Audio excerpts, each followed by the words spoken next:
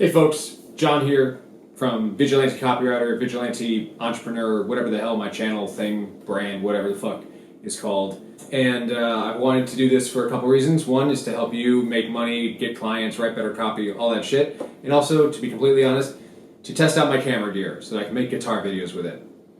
That's why I got into copywriting in the first place anyway. Now you might be wondering, why should you take business advice from anyone who looks like me and is wearing a Blind Guardian shirt? Well, in my opinion, you should exclusively be taking business advice from long-haired metalheads wearing Blind Guardian shirts. Especially the Blind Guardian shirt part. They are the best band in the world. Now, I got a question a few weeks back from a coaching student of mine who asked me, how do I go about evaluating the cost-benefit of a coaching relationship? In other words, how do I know if a coaching relationship is worth it? How do I know if I'm getting enough value from a coach, from some kind of mentorship, or any kind of coaching relationship relative to what I'm paying for it?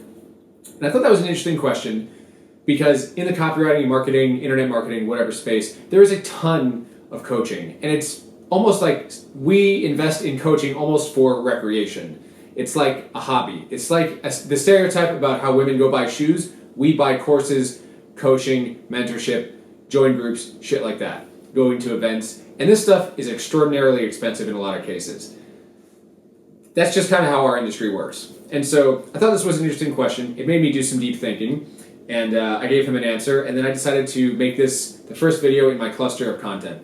The first and most sort of obvious thing to evaluate is, are you making more money from the stuff you're learning from the coach than what you're paying the coach or the mentorship or whatever, okay? So let's say you're paying $1,000 a month. Are you making well over $1,000 due to the information, advice, whatever that you're receiving from the coaching? That's the most obvious way to evaluate whether a coaching relationship is worth it. Now, the other thing to consider about this is something that I call mastermind math, which is depending on the type of coaching situation that you're in, something you might be experiencing is that you're spending time in the coaching, you're spending time on coaching calls, right? So that is like the time you're spending on the Zoom calls every week, okay? So that's time that you're spending on those calls. Then you have to spend time implementing, maybe even doing further learning about whatever you're learning or being taught or being told to do from the coaching.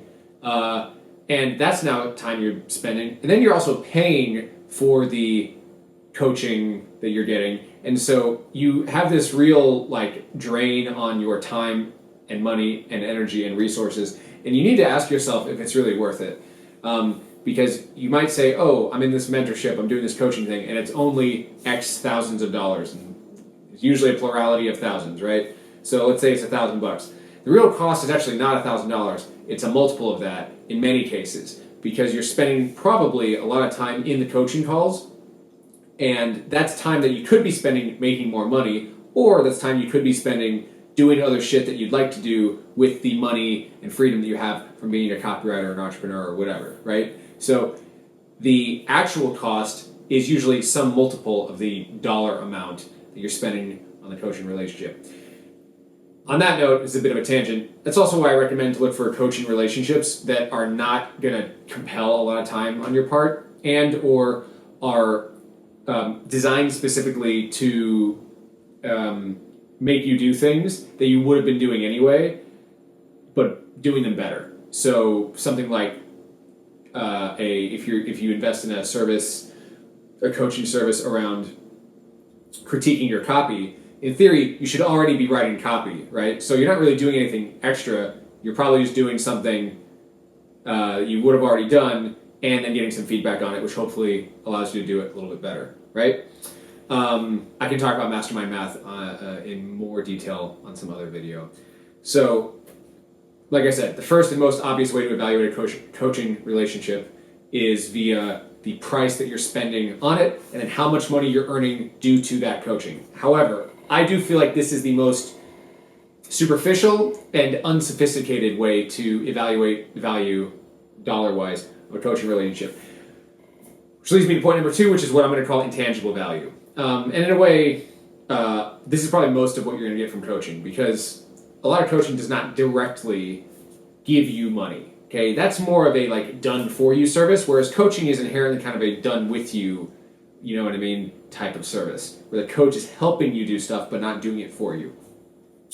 Intangible values or intangible results you can get from coaching include things such as, and I have a list here, taking more action. Sometimes just that positive pressure of being in a coaching relationship means that you take more action than you would have on your own. That can be a great thing. And that is, in a lot of cases, worth spending money on. That's like when you hire a personal trainer or someone to force you to do workouts, right? You might know how to work out, but are you doing it as much as you'd like to? Maybe not. And in that scenario, hiring a coach or a personal trainer or someone to write your workouts or even just an accountability type relationship can really, that's like paying money to make sure you do the damn thing. And that can be a great thing. Point number 2, feeling better or just more at ease. Sometimes having a coach around, having a person who has more experience than you, maybe has a lot, hopefully, has a lot of compassion towards you in the things that you're endeavoring in your business, that can really make you feel good. Okay, and feeling good is worth an investment, right? The third point I have here is knowing that you have a place to bring questions or problems or challenges. Ideally, you're working with a coach who knows as much as, or preferably much more than you. So it's a place where no matter what's happening, you can bring your questions and hopefully they'll be answered, or at least you'll have someone else to kind of work through the challenges with, and then you don't have to deal with it all by yourself. And that can be really valuable, and that's also very much worth an investment in a coaching relationship.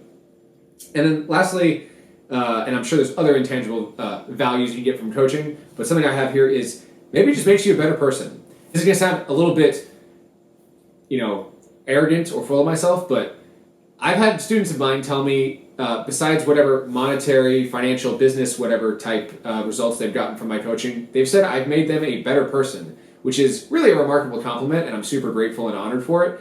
But if you can find a coach that provides that kind of result where you feel like a better person, you're happier, you're enjoying life more, you're able to express yourself more, you are more aware of yourself, these kinds of things, that is really awesome and very much worth whatever investment you're spending in coaching. Does it directly have a monetary outcome? Not necessarily, because sometimes the monetary result of that is, one degree removed, you know what I mean? It's a few steps later. But that's okay. Sometimes it's okay to invest money in something that just makes you more awesome or makes you happier. So those are some of the intangible values you might get from coaching, okay?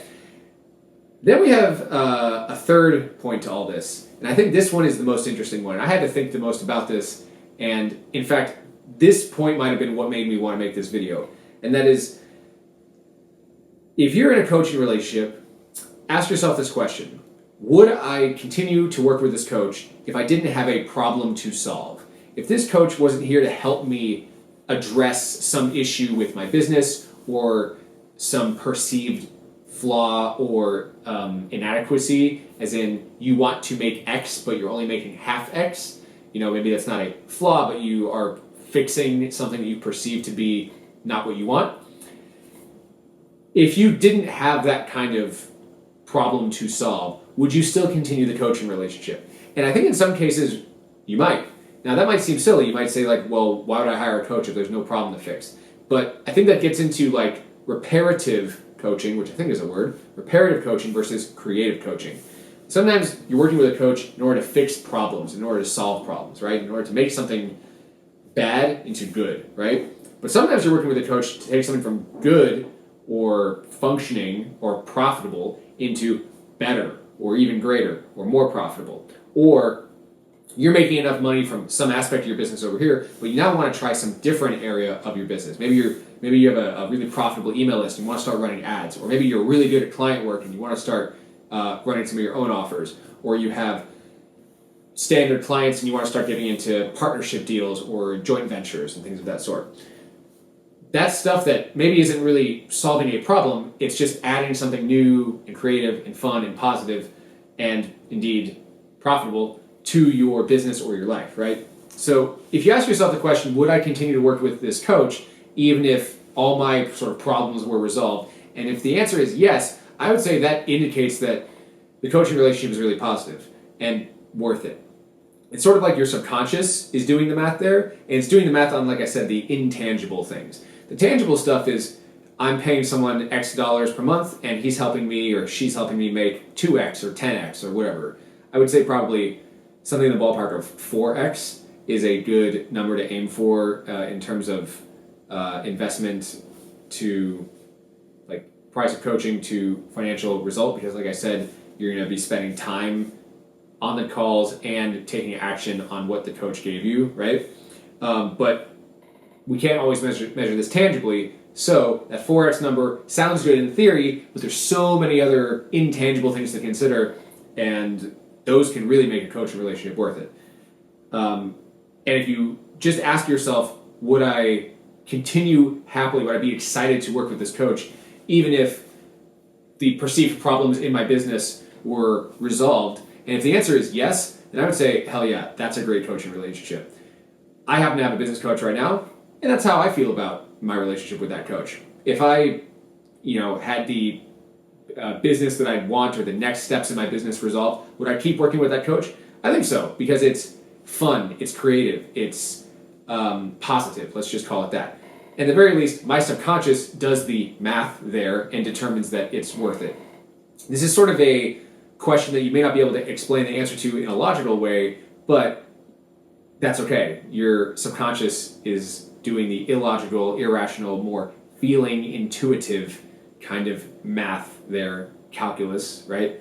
And if the answer is hell yeah, I would continue to work with this coach, then I think that's good enough. So I just want to share these thoughts in the event that you are working with a coach or considering working with a coach, and that's and you're trying to think about how to evaluate whether it's worth the money or not. That's the video, I'm pretty sure. So if you liked this, feel free to, leave a comment or do whatever social media type shit you have to do on whatever platform I publish this on. If you want to hear more from me, hop on my email list. I think it's fun. Go to vigilantecopywriter.com or click the link in whatever the fuck description type thing is near this video, and you'll be able to hop on there if you're not already there already.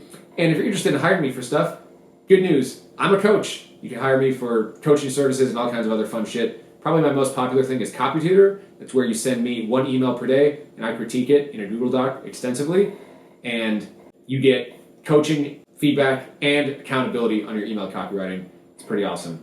I also have a one-on-one coaching calls and a mentorship group. You can hit me up if you're interested in any of that stuff.